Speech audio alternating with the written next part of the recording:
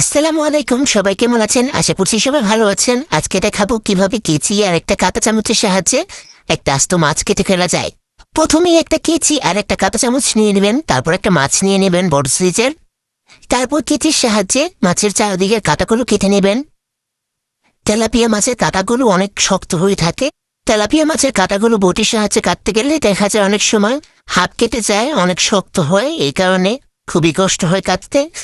শক্ত কাঁটাগুলি এই কেচিটা দিয়ে খুব সহজেই কাটা যায়। তারপরে এই কাঁটা চামচ দিয়ে মাছের আঁশগুলো আমি উঠিয়ে নিচ্ছি।